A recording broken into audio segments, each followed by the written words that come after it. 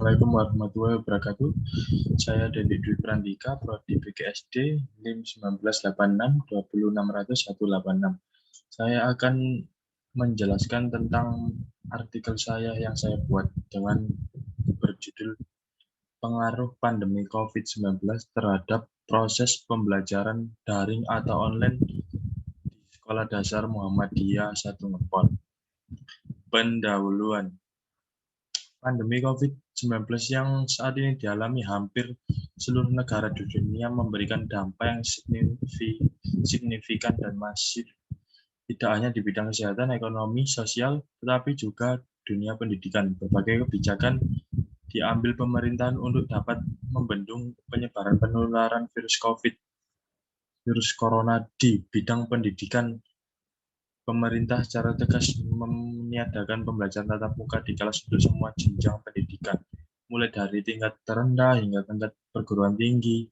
Oleh karena itu, pembelajaran jarak jauh dianggap menjadi solusi agar pendidikan tetap terlaksanakan di tengah darurat pandemi COVID-19 saat ini. Di Indonesia, pembelajaran jarak jauh atau daring dimulai pada tanggal 16 Maret 2020, di mana anak mulai belajar dari rumah masing-masing tanpa perlu pergi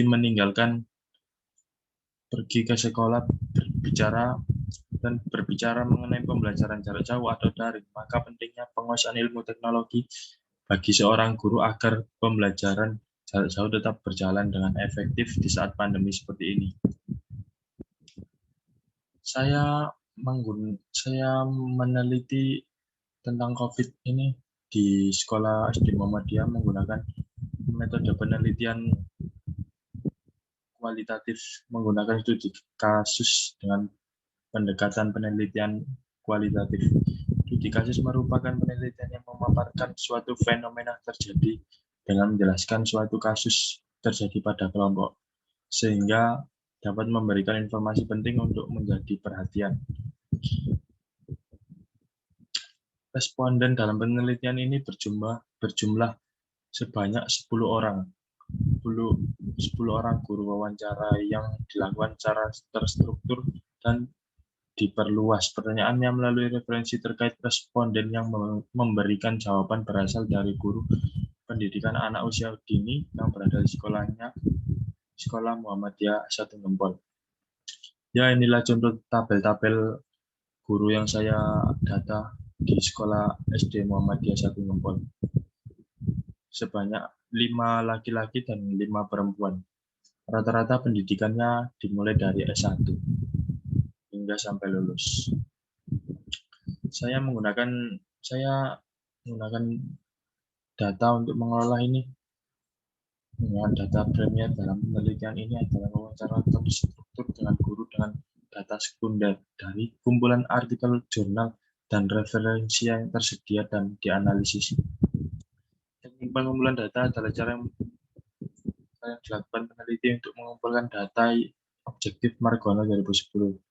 Dalam penelitian ini, responden diwawancarai hingga diperoleh data yang dicari untuk mendapatkan informasi mengenai pembelajaran secara daring akibat COVID-19 terhadap proses pembelajaran daring, disusun beberapa pertanyaan mengacu dari instrumen. Ini adalah langkah-langkah penelitian saya untuk mendata di Sekolah SD Muhammadiyah 1 Ngempol tersebut. Saya mengumpulkan data, setelah itu saya menyusun instrumen dari wawancara menjadi referensi yang mendukung.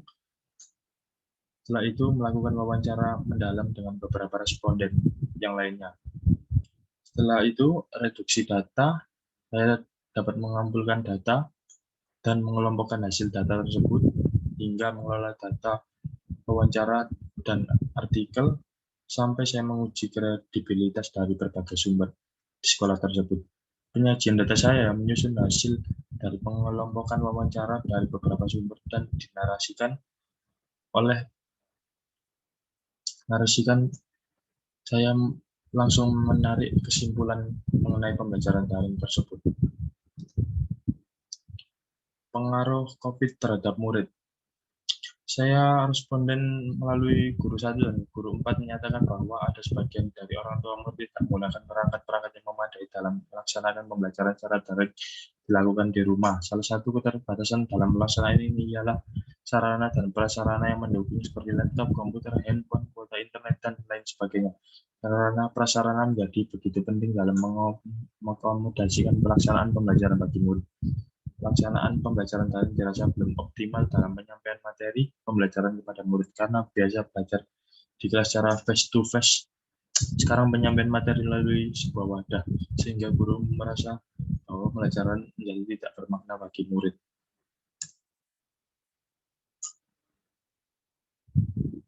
Pengaruh pandemi COVID terhadap guru. Pandemi ini memberikan dampak guru dalam proses pembelajaran secara daring karena guru tidak leluasa memantau perkembangan anak secara keseluruhan. Responden dari guru 1, guru 2, guru 5, dan guru 7 sependapat bahwa dalam mengontrol anak dari jarak jauh adalah sebuah keterbatasan ditambah dengan adanya yang dijarang bimbing oleh orang tua juga kurang pemahaman orang tua terhadap perkembangan anak. Sehingga proses pembelajaran sebagian besar tidak terlaksana secara maksimal. Ditambahkan oleh responden G2 dan G9 yang menyampaikan bahwa kurang optimalnya penyampaian materi pembelajaran yang disampaikan kepada murid, sehingga pembelajaran dirasa kurang bermakna bagi murid. Dalam penyampaian materi, guru juga terbatas metode ajar yang akan disampaikan mengingat jumlah kuota dimiliki oleh orang tua murid dan guru, sehingga pembelajaran dilakukan dalam grup aplikasi WhatsApp.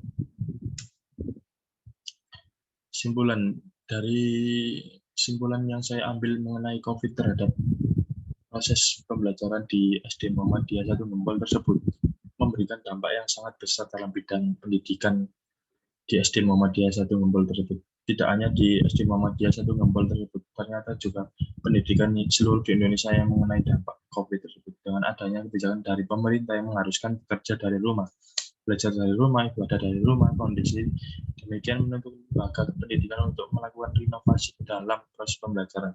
Salah satu bentuk inovasi tersebut ialah melakukan pembelajaran secara online atau daring. Pembelajaran yang awalnya dilakukan di sekolah kini berubah menjadi pembelajaran dari rumah secara daring. Proses pembelajaran jarak jauh di tengah pandemi COVID-19 dapat berjalan dengan baik dengan adanya pembelajaran daring. Internet bisa menghubungkan siswa dengan guru melalui WhatsApp. Sekian dan terima kasih untuk mengenai review artikel saya. Semoga bermanfaat bagi kalian semua yang melihatnya. Assalamualaikum warahmatullahi wabarakatuh.